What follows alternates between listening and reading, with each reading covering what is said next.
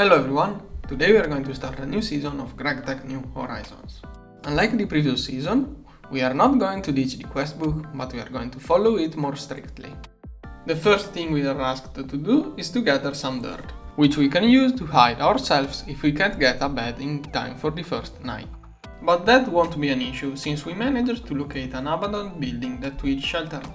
And there we also found a bed that will allow us to get some rest before moving on with the next task, getting some wood and some gravel. While wood is everywhere, finding gravel is a little bit trickier. The easiest way is probably to just look for a river and check on its bed. One thing you'll probably notice is that unlike vanilla Minecraft, you won't be getting any flint out of it. To obtain flint, you have to smash together 3 blocks of gravel. And that was also another quest. With that flint, we can now craft a rather expensive crafting table and a chest. And flint is also going to be the material for our first tools. Now that we have the basic equipment, we can start our journey of the self-imposed challenge of completing every quest. To do that, we had to adventure across all sorts of biomes. We crossed dry biomes to find quicksands. We crossed a lake to find a magical forest, the only place where a rare blue tree grows. Finally, after crossing a canyon, we managed to find a rare forest of bamboo for our last quest. Once we get back home, we can brew a nice cup of tea before getting to the next chapter of quests, Tier 0. This is the Stone Age level, so we have to start by doing some heavy work. And after gathering enough materials, we can craft enough bricks for a coke oven. We will momentarily build it under the floor, so that we can easily fuel the furnaces that will polish the stone for our house. Meanwhile, we also built a small workshop where we can craft better tools. It is composed of 3 tables. The first 2 will allow us to create patterns and parts for the new tools. We can use all kinds of easy to mold materials. The last table is the one we use to assemble the parts into new tools. Now that we have a pickaxe, it is time to go mining. But we won't go in caves or random holes like in normal Minecraft. In this modpack, ores spawn in a huge cluster, located in a grid pattern. That means we just have to dig at the center of the grid cells to find clusters of minerals. And in this location we found oil sands, which we don't really need at the moment. So we move on to the next one. And after some digging, we found limonite, an iron-rich mineral. But it looks like our flint pickaxe can't break it. Luckily, our questbook traded us an iron pickaxe head for some cobblestone. We can use a tool station to repair and upgrade our pickaxe with the newly acquired part. And with that, we can finally collect iron.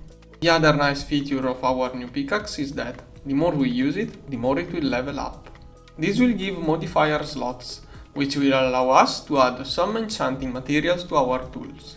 For example, we can add some lapis lazuli to our pickaxe to increase the amount of ores it harvests. One other useful modifier is redstone, which will increase the working speed of our tools.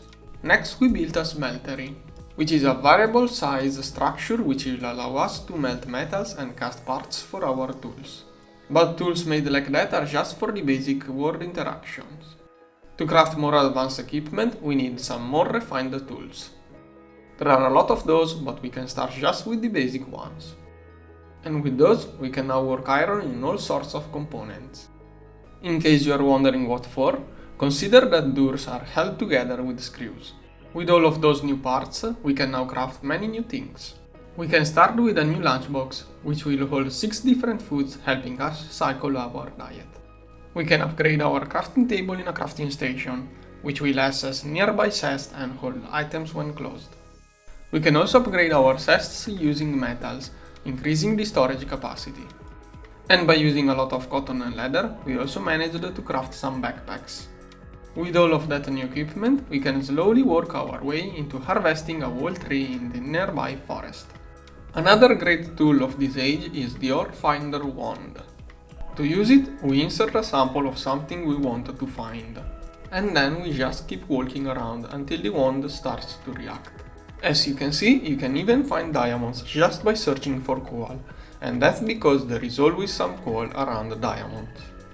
The only thing left to do to complete this chapter is bronze. To do so, we collect some copper and some tin. We grind those two materials into dust and we mix everything up together. With that we have acquired bronze and we can move on to the next chapter, Steam Age. As the name suggests, here we are going to work with some steam machinery.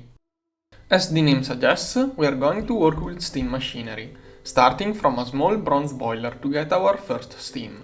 We pipe that into a steam alloy smelter, which will allow us to do some more advanced metals, such as red alloy. And that material is part of the complicated piston recipe. With pistons, we can finally get to the useful machinery, starting from a macerator, which main feature is doubling the amount of materials we get when working raw ores. Since it doesn't get damaged when used, it can also spare our mortars. Finally, it can also recycle the stuff we find in dungeons. Talking of which, there are a lot of things we can collect or find in the various structures laying around the world. And the best material you can find is steel. And by managing to collect 8 ingots, we can get some huge quality of life improvement. We used the first ingot to upgrade our pickaxe to steel, which can dig obsidian. We mixed that with some steel and some aluminum to obtain alumite, which we mold into large plates so that we can upgrade our tool station into tool forge. This upgrade will allow us to craft the most powerful and expensive tools, such as the lumber axe, which can chop down a whole tree in a single hit, or the hammer, which is like 9 pickaxes. With all of that stuff, we can now build heavier machinery, such as the forge hammer, which will allow us to get cheaper metal plates. However, that great improvement came with a huge cost. A lot of steam. Now, there are many more ways of producing steam, but all of them have some heating times that won't play nicely with our consumption spikes. To fix those problems, we made a huge buffer, a huge iron tank that can hold a lot of pressurized steam. And by also getting a new boiler, we can now power some bigger machines. We start with a steam grinder, which is like a macerator, but works 10 times faster while being twice as power efficient. Next we have the compressor multiblock. Finally and most importantly, we have the steam presser, which does forge hammering. Building the structure of those machines takes quite some materials, but we can reduce the cost by having some of the parts being shared by different machines. However, running all of those at once is going to take a lot of steam. And the issue is not our steam production, but how quickly we can convey it to the steam machines. That means we need better pipes for our steam. For that upgrade, we can increase the size and use better materials. Since we got in the basement, we also built a steam-powered water pump, which will extract enough water to power the best steam generator in the game, the high pressure solar boiler. Now that energy is no longer an issue, we can start working on our next major project, a brick blast furnace. We start by shredding some bricks and some clay. We mix these obtained dusts to obtain a refractory compound, fire clay. We press that material into bricks with our steam compressor. Then we heat blast those bricks. And after mixing up some concrete, we have the building blocks for our upcoming blast furnace. The only issue left is to decide where to build it. And I mention that as an issue because that machine is going to make pollution.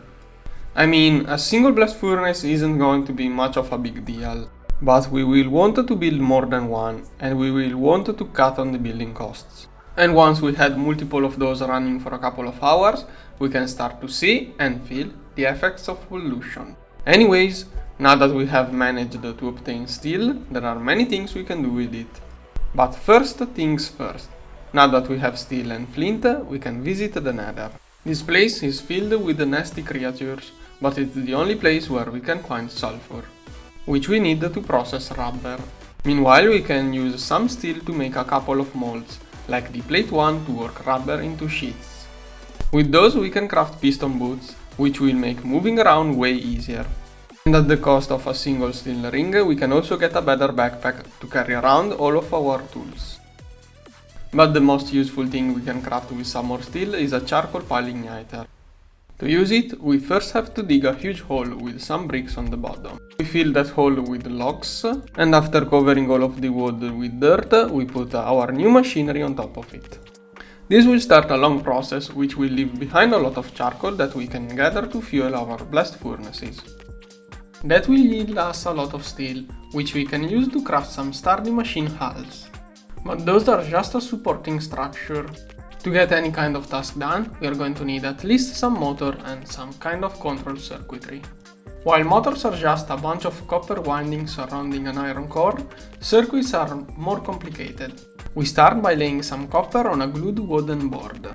Next we make some improvised resistors and some vacuum tubes out of whatever we have at our disposal. Finally, we add some steel parts and some red alloy cables to obtain some basic circuitry. With all of that stuff, we can build a steam turbine, which will turn steam into electricity. After connecting the steam fuel line and the output cables, we can start adding the most basic machines to our workshop.